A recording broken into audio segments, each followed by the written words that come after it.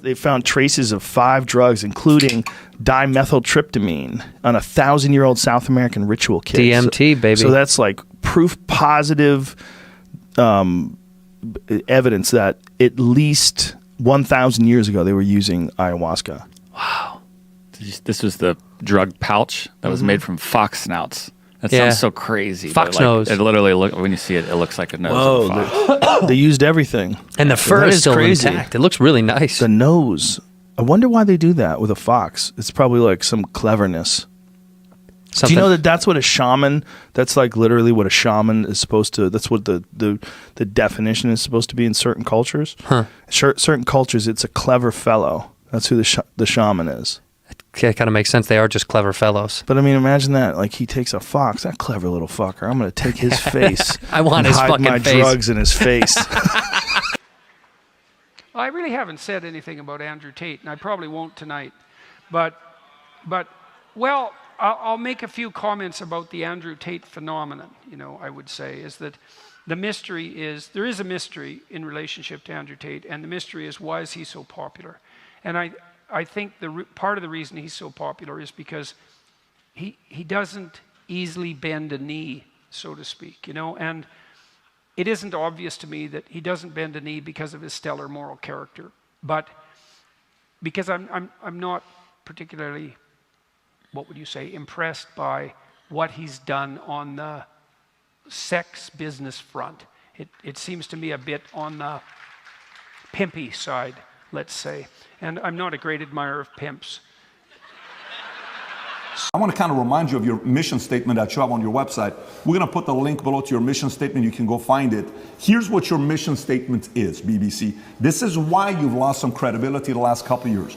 To act in public interest, serving all audiences through the provision of impartial, keyword impartial, high quality and distinctive output and services which inform, educate, and entertain. You say you inform, educate, you entertain, yet you conceal, misinform, and your content's quite frankly boring. You can lie by including one detail which may happen to be true. You can tell the truth and miss all the details around the truth, and you are lying by omission. You're lying by omission. And you're sitting here saying, oh, you said this 8 years ago. Nobody cares. Because they know me, and they know I didn't mean it in that way, and they know it's taken out of context, and they know that it's an old video on the internet, and it's not even an aha moment they think it is. But they just want to sit with you for an hour, attack you and attack you and attack you, wait for you to make one mistake. If I would have stuttered or made a single mistake, that's the only 3 minutes they would have shown. That's all they want. They want that 1 hour, then they take the little bit. With me, they cut it down to 12 minutes, and they look terrible in all of it. But if I would have made a single mistake, it would have been the only bit they shown. That's all they care about. Fake news. Who's Sophie? We're not telling you. What's emotionally controlling mean? We're not telling you. What comment do you want me to? If this person even exists, which they don't, then I destroy the BBC, make it very clear to them that Sophie doesn't exist, on repeat, because she doesn't. And 2 days later, Alice appears. What's interesting about this is that DCOT, the federal agency inside of Romania, along with help from international partners, have tried so hard, spending millions of euros with federal level tools to find a victim so they can put me in jail. And they can't find anyone. But the BBC just pulls them out whenever they want. The BBC does. Where do these people come from? And I say this every single time. If anybody believes they've been wronged, male or female, by me, go to the police. Go to the police. I encourage you to go to the police. All these people say we don't want to go to the police. We just want to stay on the news. What, is that because you're not real? Is that why? That's pretty convenient. I mean, I thought I was a bad person. Why don't you go to the cops? Oh, because you have no evidence and it doesn't exist? That's what. It is guilty by association. I hate to say it, but I'm fully aware that I would not have been banned or cancelled or probably ended up in jail if I wasn't Andrew's brother. But there are so many benefits that come with being Andrew's brother that you have to take the good with the, you have to take the good with the bad. So it didn't upset me too much. No, I smiled. They wanted the Tate brothers in jail. So when they came to arrest, did they come to, was it you and Andrew? It was both of you. Yeah, they had arrest warrants for both of us. And when they came to arrest us, what's very funny is my cousin's girlfriend was here at the time with her friend. There were actually women in the house at the time. The women in the house were not questioned. The women in the house were not asked if they were okay. The women in the house were not asked if they were in danger, if they were safe. They were completely left alone, left to sit on the couch with us while the police watched over us. Well, they went through the house and took everything that was valuable. They were Googling the value of the various items they were marking it down on a spreadsheet, and they left, I think, without saying a single word to the women who were in this house. which is very unusual, you would think, in an investigation about human trafficking. But you could take what implications from there you will, and guess what their motivations were, if you will. But I can't say anything at the moment. You're talking here, but I'm gonna come over, man. I admire you.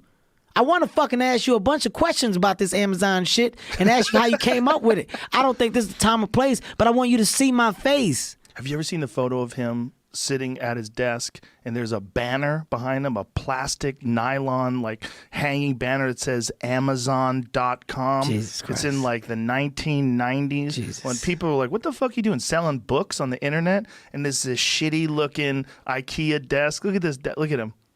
This is him here.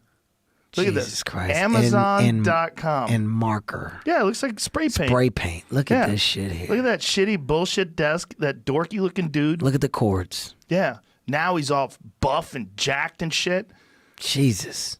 Now he's a savage that's basically conquering the business world, richest man. Like, I thought you were just Kevin Hart. Like, when people see you, you're Kevin Hart. You're walking the red carpet. You're in Jumanji. You're all over the place. There's fucking comedy specials for 50,000 people in arenas and shit. People don't know that you're a human. You don't seem like a human because you're not like a human that they know. But when you talk and you talk about your life, and some kid might just get a spark off of that and blow that spark, make that ember flame up and take over. And next thing you know, you're running into that person at some other Super Bowl party. I can't even tell you that's for me, truth. that's what it's about. Yes. Yeah. That's what it's about. You're offering fuel. That's as strong as anything else. Yeah. And That's impact. It's gonna impact some people. You know, there's gonna be people that don't have room for it, right? Mm-hmm. They're all closed up. It's this like a cup. There's no. Are you getting this positive attitude towards life from life experience? Or are you getting it from books? Did someone teach you how to think like this? I'm getting it from the experiences and from the real understanding of perfection doesn't exist. It don't exist, Joe. We're in a time right now where people expect perfection. You expect perfection. I don't know where this came from. I don't know what happened that this is the criteria for living. My true understanding is, all right, you got one life. And that one life, the goal for us is to live it to the best of our ability from the beginning to what's said the end. What's your favorite sex position? This doesn't feel like a godly conversation. A what? A godly conversation. I came here to talk about Christianity and God, masculine and feminine roles within society so we can return to the ways of the Bible. Now you're talking about things which, I don't know if we can do that. Obviously, no sex before marriage. I don't want to talk about these things. I find them. Really? Yeah. Well, maybe you're just shit. You think so? Yeah, that's something like a not confident, insecure man would say. If you think that not wanting to sit on the internet talking about pussy in a particular way makes me insecure, then you can have that view of me if you so desire. I think that's really nice. I think that's actually a very respectful way to view women, not want to talk about them. I think really women, nice. Yeah, I think women are much more than just something to. Yeah. I think women are people with thoughts and feelings. That's amazing. I think they're beautiful creatures. What about you? What do you do for fun? I look internally a lot, and I just realised that's where I'm most happiest. Is just life is about people, experiences, and just moments. I know it sounds really like cringy, but life is about moments and doing things and just seeing them. No, I agree. Life is about people because on your deathbed, you're not going to look at your Aston Martin, right? You're going to want to see your people. Yeah. So I agree that life is about people, and I understand that experiencing things with people makes it good. But I already live with the people I care most about, and I'm with my people all the time, and I feel like sitting with them in a room, even if it's the same room we sit in every day, is just as good as going anywhere else. I have no problem with anybody. If you want to be whatever the fuck you want to be. But make sure you fucking, if you're fat, motherfucker, go be fat. Go be real fucking fat. But let's be real. Nobody wants to be fat. Nobody does. That's why I said it, man. Nobody does. It's not true. They will pretend. I'm fine with it. But if I could give you a button that you could push and boink. Be skinny. All of a sudden you'd have this incredible body. Yep. Everybody would push that button. But what happens is, man, we get in this world where it gets hard. Yeah. And so the harder it is, the more you start to push back. And the more you push back, and then it's not right for people to talk about. It's not right for, like, let's say you are fat. I was fat. That's why I talk about it. Go ahead and say something, motherfucker. I was fat too. And it was hard as fuck every fucking day to get up. I know what it feels like when you roll your fat ass out of bed and all you want is some fucking damn cinnamon buns and shit and fucking chocolate milkshake. I know what it is. I know exactly. How do you say the name? Well, is it a placeholder? First of all, my partner is the one that actually mostly came up with the name. Congratulations to her. Yeah, she's great at names. So, I mean, it's just X, the letter X, and then the AE is like pronounced Ash. Yeah, and then A12. A12 is my contribution. Oh, why A12? Archangel 12, the precursor to the SR-71. Coolest plane ever. It's true. I agree with you. I don't know. I'm not familiar with it. I know what the SR-71 is. Yeah. Yeah, I know what that is. But... So the SR-71 came from a CIA program called Archangel. Oh. It's the Archangel Project. Oh. And then Archangel 12. Oh, wow. What a dope looking plane. Yeah. Oh, okay. I get it. Do you realize it's just as intellectually lazy to believe everything you see as it is to deny everything you see? Yes. Why should someone know automatically that Earth isn't flat, yet I tell them in the next breath that the entire universe was once as small as a marble? Right? Both of those sound equally preposterous, except one has evidence to back it and the other does not, and very strong scientific, theoretical, and experimental underpinnings. So when you are trained to inquire, you don't either believe everything outright or reject everything outright. You're trained to ask questions. You're trained to probe deeper than the layer of information that comes to you. If you had one shot to go back and see what it was like in some place, you wouldn't go to the construction of the Great Pyramids? I think right now where I'd go is 12,800 years ago in the beginning of the Younger Dryas. Just to see. Because I think that's where the whole human story changes. I think that's where we change tracks from one path to another path. And following those cataclysmic events of the Younger Dryas between 12,800 and 11,600 years ago, following those, the signs of civilization that we see emerging are not the beginnings of civilization. They're a restarting of civilization that had existed before the cataclysm. And for that reason, I would like to be present during that cataclysmic event, if only to satisfy myself that it was indeed a comet. You see, the one thing there's no dispute about anymore is that the Younger Dryas was a cataclysm. You can't argue about that. Well, I think people can develop these patterns of behavior that are destructive with anything, whether it's with alcohol or cannabis or sex or anything. People get in ruts, and it doesn't mean that the cannabis is bad. It means that you are on a bad mental path. Yes, exactly. And I'm not encouraging it for everybody because some people it genuinely biologically doesn't jive with them. Yeah. But the fundamental thing is we as adult human beings need to take responsibility for our own lives and our own decisions. And we need not hand that responsibility over to governmental institutions, especially when it concerns something as intimate and personal as our consciousness. And my view is the ancient world had the right attitude to this kind of thing, and the modern world does not, and that we can sit down and learn a lot from the ancient world. Our culture never encourages taking a break, never encourages saying, don't chase that thing because you've got it in your hands. And I love the idea that if you're good at what you do, then it's not about time. It's about, it doesn't matter when you decide to pick up the mantle again. It's just about, but it's scary, isn't it? Could you imagine? Like if they just said, hey, Joe, just don't do the show for 4 years and then come back and do it again. You'd be like, that's a lifetime. Who knows what's going to happen? Well, but I like that you want to move on. And I like that you want to, and I like that you're doing something like Dr. Dolittle. Because you've done a lot of wild shit in your life. You've done a lot of wild shit in your career, but you sort of embody every new chapter with the same kind of energy, although there's a different result and a different piece of art. It's all the same you. And that's one of the more interesting things about people, and in particular actors, because actors get to be a bunch of different things. And it's one of the weirder things about that craft. Like when you see, a guy who's like Daniel Day-Lewis, who like embodies these different humans, like literally becomes different humans. But it's always Daniel Day-Lewis. You know what I mean? Let me ask you the question.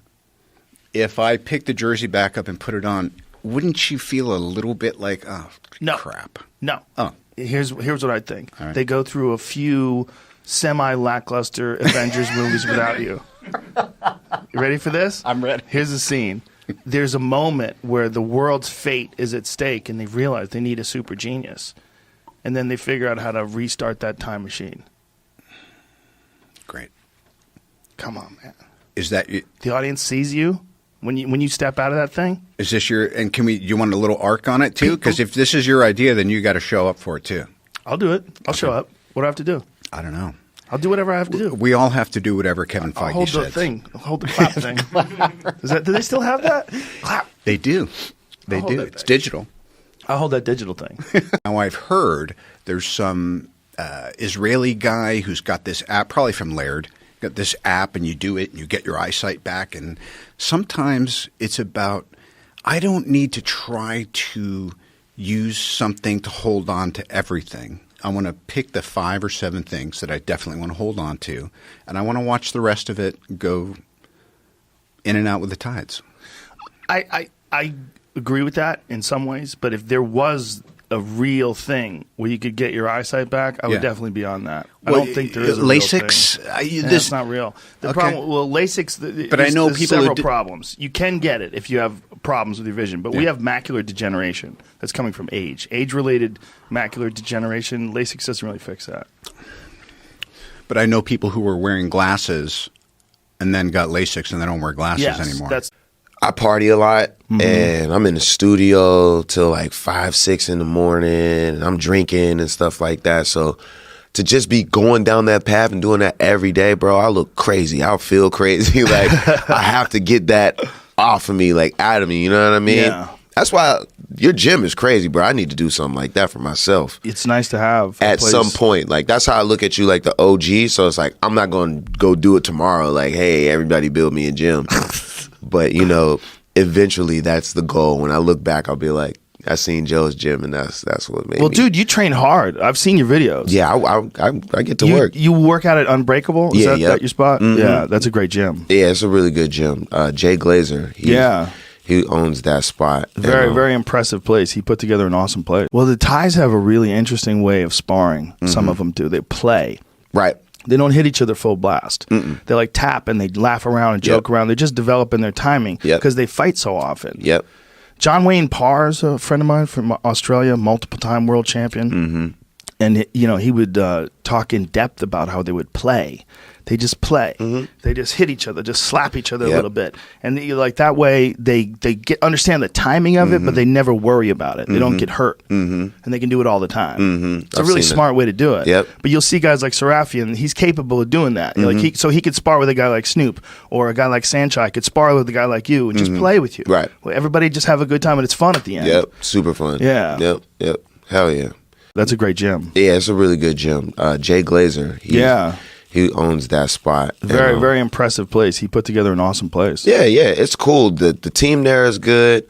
Like I said, it's not all about like just fighting and being, the biggest, baddest, meanest motherfucker. Like they really taught me about my body. That's what they do. They teach you there. Whatever your goals are, they bring you, up to that speed. So it's like I weighed like 140 pounds ever since I got out of high school, and I was like, fuck, I gotta gain some weight. And they helped me out. And doesn't Snoop train there too? Yeah. There's this video of Snoop sparring. He's sparring Daniel Serafian. Yep. Daniel's fucking crazy. He's a beast. Yeah, I know that guy. Yo, I've Daniel's called his fights crazy. before. He's a tank. He is crazy. That guy's a tank. Nuts. His thing is like, yo, I gotta get hit. I'm like, all right, Daniel, He's got to get hit to wake himself up? Yeah. Mark Zuckerberg is a fucking savage. This you dude has been imagine? training jiu-jitsu. This is what he did. He wore a COVID mask and he fucking put a hat on and he hid. No. and he used an secretly alias. And then imagine you're right about to compete, and like maybe your first competition. Well, just give it a try. I mean, what's the worst thing that could happen? Worst thing that could happen, you get strangled by a super nerd in front of the whole world. Zuckerberg. So He's embarrassing. awesome. I'm very proud of him. That's I think I wild. think it's amazing. It's amazing that he did that. A few people have done that. Mario Lopez did that. What's his Ashton name? Kutcher. Tom Bain. Tom Hardy. Tom Hardy did that Hot. a couple times. Hot. I've heard things, but I don't have any real information. So I'd be talking out of my ass to say, if he really did like sex traffic people, if he really did all the things he's saying, well, I hope that gets proven in court, and I hope he gets punished if he really did that. If he didn't do that, I hope he gets exonerated, and I hope he gets the fuck out of Romania. I don't know. I don't know what he did. I know a lot of what he does is theater, right? A lot of what he does is very like satire. He plays the role of this boastful misogynist who smokes cigars and drives Lamborghinis, and that's his thing. And because of that, he's amassed an amazing amount of money. And he's done it by doing this character, this online persona, but then also says very wise things. He says ridiculous shit, but also says really interesting things. He's a very smart, a wild dude that lives in the world of kickboxing. And that is a wild group of people. I mean, you pay attention to like top flight kickboxers like the Badr Haris and there's some Melvin Manhoef. There's some wild fucking people in that world. That is a crazy world where there's not a lot of money and you're facing fucking straight up killers. And there's all sorts of different personalities in that world, but it's a different kind of human.